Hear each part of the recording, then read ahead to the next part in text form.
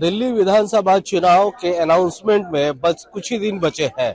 सभी राजनीतिक पार्टियां विधानसभा चुनाव की तैयारी में जुट गई हैं। आम आदमी पार्टी और कांग्रेस दोनों ने ही अपने कई उम्मीदवारों को मैदान में उतार दिया है। इस वक्त जो मैं मौजूद हूं, ये नई दिल्ली विधानसभा है। जी हाँ, दिल्ली विधानसभा में अगर बात करें तो ये नई दिल्ली विधानसभा है और इस विधानसभा का ये सरोजनी नगर मार्केट है। दरअसल दिल्ली के विधानसभा की अगर बात करें तो नई दिल्ली जो विधानसभा है, देखा जाए तो सबसे ज्यादा वीवीआईपी ये सीट माना जा रहा है, क्योंकि इस सीट पर पिछले कई दशकों से अगर देखा जाए तो शीला दीक्षित यहाँ पे विधायक थी और सीएम बने।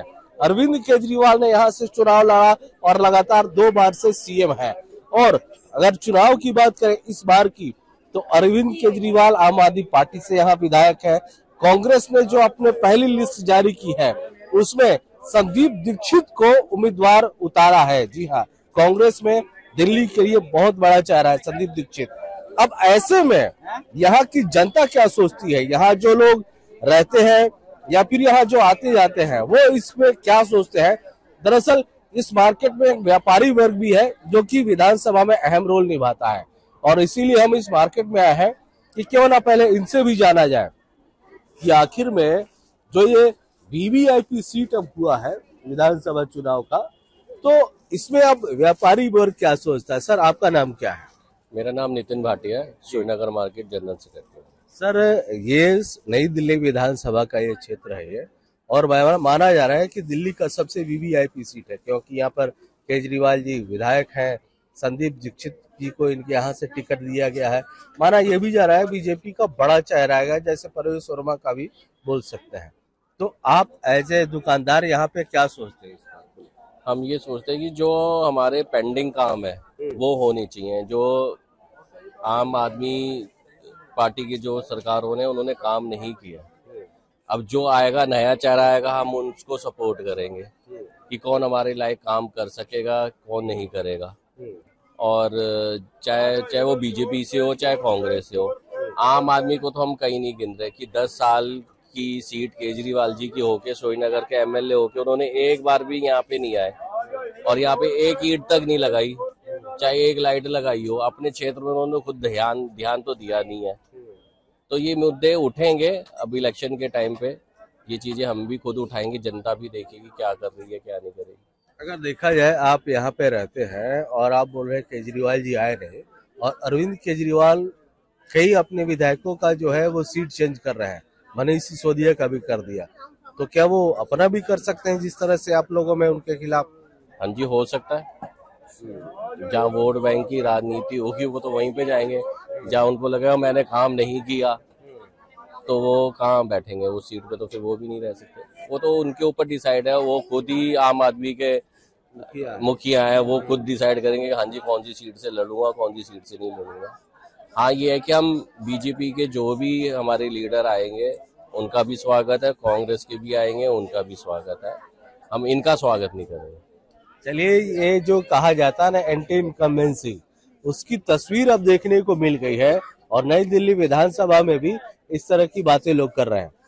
हमारे साथ अशोक रंधावा जी है, मिनी मार्केट एसोसिएशन के प्रेसिडेंट है। सर, बड़ा वीवीआईपी सीट हो गया है आपका, कांग्रेस के बड़े नेता, आम आदमी पार्टी के, बीजेपी के, क्या मानते हैं आप लोग, कितने वीवीआईपी फील कर रहे हैं? नहीं, ये तो शुरू से जो है नई दिल्ली विधानसभा हो या मेंबर ऑफ पार्लियामेंट की सीट हो, हमेशा ये तो वीवीआईपी रही है। अब विधानसभा के हिसाब से रहे सोचा जाए तो ये वीवीआईपी नहीं वीवीआईपी हो गई है। ये कांग्रेस की तरफ से जो संदीप दीक्षित जी का अनाउंसमेंट हुआ है, तो उनके अनाउंसमेंट से शीला दीक्षित जी की याद ताजा हो गई है, और इसमें कोई कहने वाली बात नहीं है कि हम लोग ही नहीं, क्या पूरी दिल्ली की जनता जानती है जो शीला दीक्षित जी ने अपने टाइम में जो काम किए हैंगे। और संदीप दीक्षित के बारे में भी ये मेरा ख्याल जमुना पार से पहले मेंबर ऑफ पार्लियामेंट भी रहे हैंगे, तो ये भी काम करने वाले लोग हैंगे।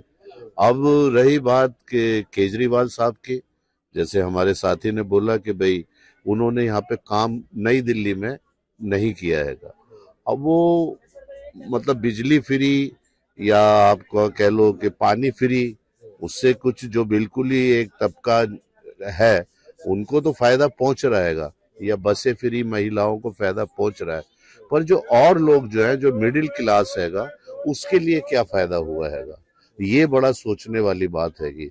और अगर बीजेपी से भी सुनाई दे रहा हैगा कि कोई बड़ा चेहरा आता है तो आना चाहिए। हम लोगों की, दुकानदारों की कोई कहीं सुनवाई नहीं होती हैगी, खासकर हम लोग छोटे दुकानदार रहेंगे। सब लोग वादा कर जाते हैं, अब इलेक्शन के टाइम में आएंगे, हार पहनाएंगे, हम लोग उनका वेलकम करेंगे, पर अब की ऐसा नहीं है।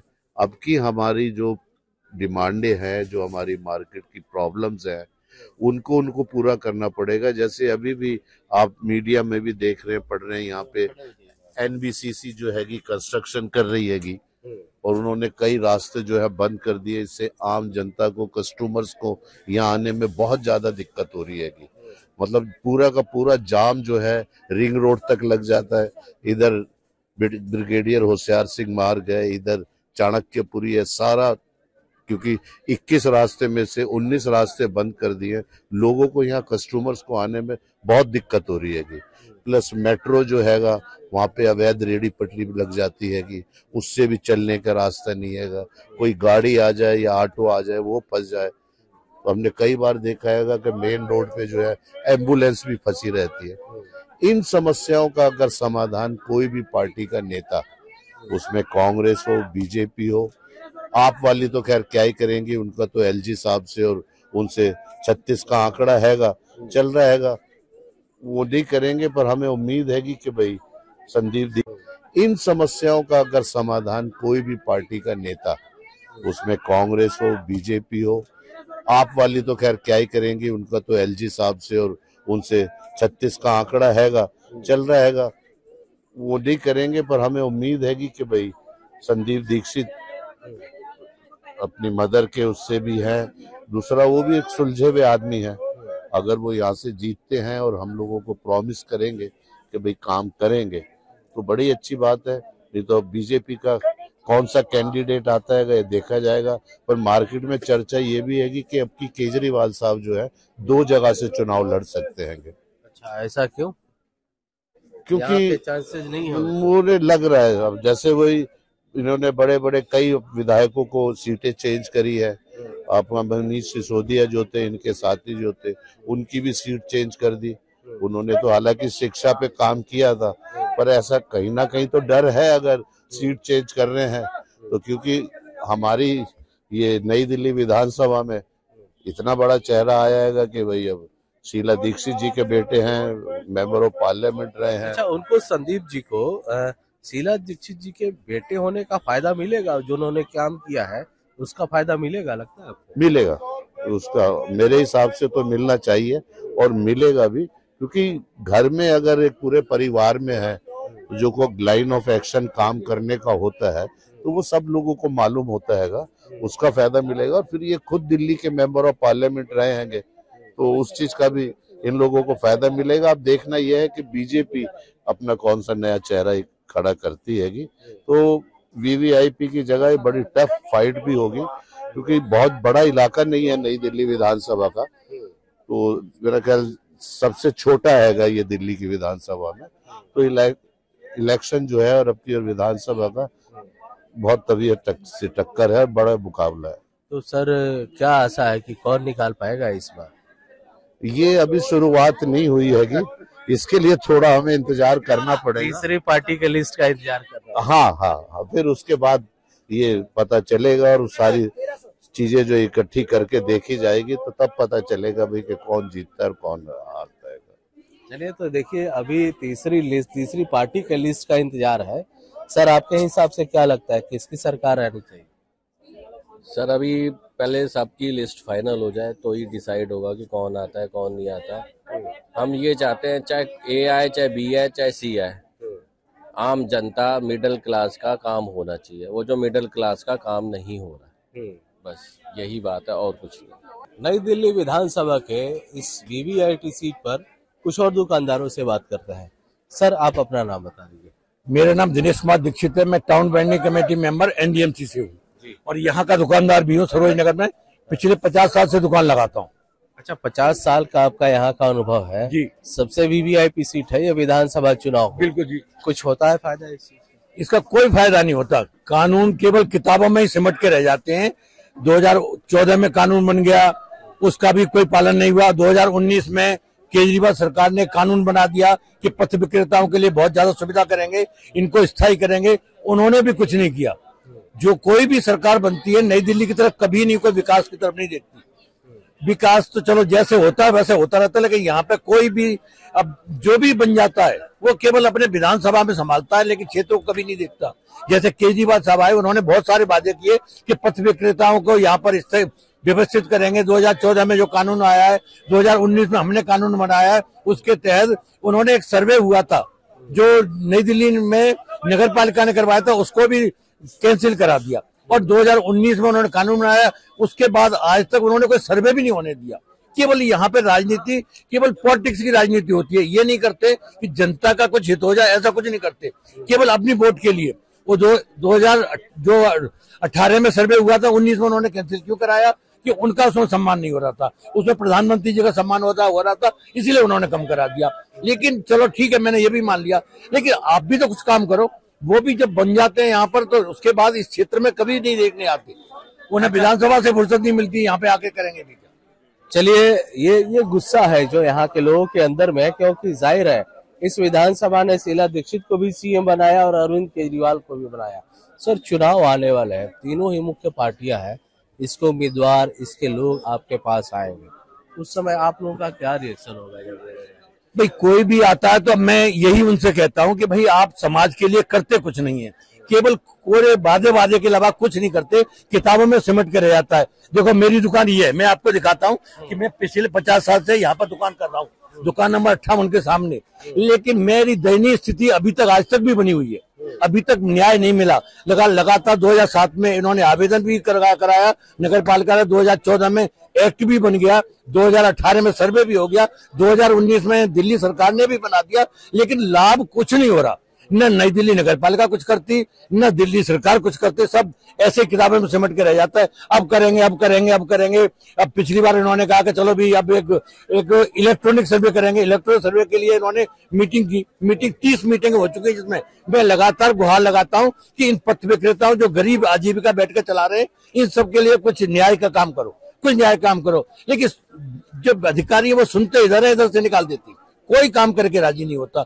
अब मैं लगातार 50 वर्ष से तो मैं खुद जूझ रहा हूँ, प्रशासनिक काम से 2007 से जूझ रहा हूँ, लगातार कोर्ट कचहरी से 2011 में स्टे लाया हूँ, लगातार कोर्ट के दरवाजे लगातार खड़खड़ाता रहता हूँ। इस जनता ने मुझे प्रतिनिधि बनाया, जिसकी आवाज में नई दिल्ली नगर पालिका में लगाता हूँ, लेकिन सुनी कुछ नहीं जाती, केवल किताबों में सिमट के रह जाती। बिल्कुल, देखिए ये नाराजगी है यहाँ के दुकानदारों की, क्योंकि यहाँ के जो लोग हैं ये बड़े बड़े। सर, आप क्या कहेंगे? सबसे वीवीआईपी सीट माना जा रहा है विधानसभा चुनाव में, तो आप क्या कहेंगे? पहले ये प्रतिक्रिया। यहाँ पे कोई काम नहीं होता जी। यहाँ पे आते हैं बस इलेक्शनों के दिन में आते हैं और चले जाते हैं, उसके बाद कोई आता ही नहीं है यहाँ पे देखने के लिए। कोई सुनवाई नहीं, जैसे भाई साहब ने कहा, हमारे बड़े भाई हैं, कोई सुनवाई नहीं। आते हैं भाई इलेक्शन में, भाई यूं आते हैं और चले जाते हैं बस, उसके बाद कोई सुनवाई नहीं, बिल्कुल सुनवाई नहीं है। सर, आपके जो विधायक हैं वो तो लगातार सीएम बने, चाहे केजरीवाल हो या फिर शीला दीक्षित जी हो। शीला दीक्षित के टाइम में फिर भी काम था इस बार, अच्छा था इस बार। शीला दीक्षित के लिए बहुत उन्होंने काम किया है, शीला दीक्षित बहुत अच्छे है। मगर ये इनकी आप आदमी जब से है तो काम ही नहीं है। अच्छा, ये बताइए, सभी पार्टियों ने अपने बहुत बड़े बड़े जो मजबूत दावेदार हैं, कांग्रेस ने शीला दीक्षित के बेटे संदीप दीक्षित को टिकट दिया है, तो इसका फायदा उनको होगा? शीला दीक्षित होना चाहिए, उनका बेनिफिट मिलना चाहिए। क्योंकि शीला दीक्षित जी बहुत अच्छे, तो अच्छा हम भी जाते थे उनके वहाँ पे, कोई मना नहीं करते थे, बिल्कुल मना नहीं करते, जैसे जाते थे सब काम हो जाएगा। गए हम 2-3 बार गए उनके पास। देखिए, ये जनता है जिसने अच्छा काम किया है, लोग उसका नाम भी ले रहे हैं और जिन लोगों से शिकायत है उसके बारे में बता रहे हैं। सर, क्या कहेंगे? जिस तरह से आपके क्षेत्र को वीवीआईपी सीट माना जा रहा है, बड़े बड़े नेता यहाँ चुनाव लड़ रहे हैं, लगातार दिल्ली का सीएम यहाँ से निकल के जाता है। जी देखिए, हम यही कहना चाहेंगे, सिवाय खोखले दावों के अलावा सरकार ने कुछ भी नहीं किया यहाँ पर, और यहाँ जनता बहुत निराश है उनसे। इन्हीं 2 शब्दों में मैं बस इस बात को कहना चाहूंगा कि सिवाय दावों के अलावा कोई कार्य जमीनी स्तर पर नहीं हुआ। अच्छा, ये विधानसभा जो है ये लगातार से सीएम दे रही है, चाहे वो अरविंद केजरीवाल हो या शीला दीक्षित हो, बावजूद ऐसी हालात आप लोगों की। जब वोट का समय आता है तो शायद वो यहाँ पर घंटे भर के लिए कोई दिखेगा, उसके बाद 5 साल के लिए सब गायब, सब अपनी रोटी सेक के चले जाते हैं। कोई जनता के भले के लिए कोई कार्य नहीं होता। अच्छा, अगर चुनाव होता है तो क्या लगता है किसकी सरकार बनेगी? अब की बार इनकी सरकार नहीं बनेगी। इनके मतलब झाड़ू वालों की सरकार नहीं बनेगी। बिल्कुल, जनता बिल्कुल विपरीत है, रोष में है। अब की बार तो मुश्किल है। देखिए, ये जनता जो है जिस तरह से बोल रही है। सर, आपका नाम क्या है? राजकुमार मिश्रा। मिश्रा जी, क्या लगता है इतने वीवीआईपी सीट पे आप लोग दुकान करते हैं, यहाँ रहते हैं जी, आप लोगों के क्या हालात हैं? बहुत बुरा हालात है सर, मत पूछो। कितना समझ लो, घुट घुट के हम लोग जी रहे हैं। क्यों, क्या दिक्कत है? कहीं कमेटी, कहीं पुलिस, कहीं कुछ, रोज ही पंगा है इस मार्केट में। ऑर्गेनाइज कुछ भी नहीं है? कुछ भी नहीं है। तो आपके नेता लोग जो यहाँ से जीत के जाते हैं, कोई आता ही नहीं यहाँ की, कोई किसी का नहीं पूछता। हाँ, आप लोगों के लिए तो कहा जाता है कि आप लोग सीएम विधायक नहीं, सीधा मुख्यमंत्री चुन के भेजते हो। वो तो आता ही नहीं। वो तो किसी गुजर की पार्टी रहे, शादी रहे, उसमें आता है। अच्छा, यहाँ कोई आता ही नहीं यहाँ की, कोई किसी का नहीं पूछता। हाँ, आप लोगों के लिए तो कहा जाता है कि आप लोग सीएम विधायक नहीं, सीधा मुख्यमंत्री चुन के भेजते हो। वो तो आता ही नहीं। वो तो किसी गुजर की पार्टी रहे, शादी रहे, उसमें आता है। अच्छा, यहाँ पटरी पे थोड़ी आएगा, शादियों में आता है। कितने लगभग होंगे आप लोग पटरी दुकानदार यहाँ पे? यहाँ कम से कम नहीं होंगे 5,000 लोग। 5,000 लोग। 5,000। नई दिल्ली में 5,000 लगभग पथ विक्रेता काम करता है जन बैठकर। लेकिन शीला दीक्षित के समय में ये मैंने अनुभव किया है कि मैं लगातार यहाँ से लोगों को लेकर सामाजिक समस्याओं को लेकर जाता था और वो सुनती थी, आवाज उठाती थी, तुरंत पीओ को बुलाकर तुरंत उसको उस पर एक्शन लेती थी और जनता के हित के लिए काम करती थी। ऐसा नहीं है कि उन्होंने 2014 में एक्ट वही सरकार लाई थी और उसका पालन करने के लिए जो अगली सरकार आई उसने कोई पालन नहीं किया। उन्होंने जो कार्य किया उसको कार्य में और पीछे कर दिया और 2019 में नया एक्ट लाया। जब 2018 में सर्वे हो गया तो फिर नया एक्ट लाने की क्या जरूरत थी? ये आपने बताया था। दीक्षित जी, आपसे ये जानना चाहूंगा, 50 साल का आपका अनुभव है यहाँ का, आपने कांग्रेस को देख लिया, आम आदमी पार्टी को देख लिया, इस बार क्या लगता है कौन आने के चांस है? इस बार अब देखो भाई, जो काम करेगा। अब देखो, अब ये वैसे ये प्रवेश वर्मा जी अपना कल प्रचार कर रहे थे कि मैं उनके इतने करीब नहीं हूं। मैं ये नहीं कहता कि वो काम नहीं करेंगे, लेकिन उनके पिताजी बहुत काम करते थे, ये बात निश्चित है। अगर उनका जो पिताजी का श्रेय मिलेगा तो बहुत अच्छी बात है। जैसे अब यहाँ पे संदीप दीक्षित जी को जो भी है, वो उनकी जो माँ शीला दीक्षित जी थी, वो उन्होंने जो काम किया है वो विरासत में मिलेगा उन्हें। इसमें कोई शक, कोई दो राय नहीं है कि उनकी माँ ने जो काम किए हैं काबिल तारीफ है। मतलब कि ओवरऑल परिवर्तन होगा आपके हिसाब से? परिवर्तन बिल्कुल जरूर होगा यहाँ पे। परिवर्तन और समाज का एक तरीका भी है। परिवर्तन होता है तो कुछ न कुछ बदलाव होने से कुछ न कुछ समाज के लिए अच्छा होता है। अब लगातार जूझते रहते हैं ऐसे ही, लेकिन कोई निवारण नहीं होता। इसीलिए मेरे तो यही से है कि पूरी जनता से मैं ये कहूंगा कि जो जनता का काम करे उसको वोट दें, ना कि ऐसे खाली पीली में हाथ जोड़ के वोट लेने से समस्याओं का निवारण नहीं होता। बिल्कुल, होना भी यही चाहिए। जो जनता का काम करे वोट उसे ही देना चाहिए। नई दिल्ली के इस विधानसभा में बड़े बड़े लोग चुनावी मैदान में उतर रहे हैं, लेकिन जो समस्याएं यहाँ पे देखने को मिल रही है उससे तो साफ है, नाम बड़े और दर्शन छोटे। बड़े बड़े नेता तो आ जाते हैं चुनाव लड़ने, लेकिन जीतने के बाद इनकी सुध लेने वाला कोई नहीं है। अमरदीप कुमार, दिल्ली तक। जैसे कि मैं सो रहा हूँ तो पिताजी को जगाना है मुझे, तो वो डायरेक्ट उठाने के बजाय, और हिंसा की परंपरा मेरे यहाँ नहीं थी सौभाग्य से, तो वो क्या करते थे कि उस कमरे में आ जाएंगे या बाहर से गुजरेंगे और चौपाई बोलेंगे, प्रात काल उठ गए रघुनाथा मात पिता गुरु नावही माता। कभी कभी मैं गुस्से में उठ करके अरे पापा चरण स्पर्श किया और सो गया। उनका अब मत उठाना।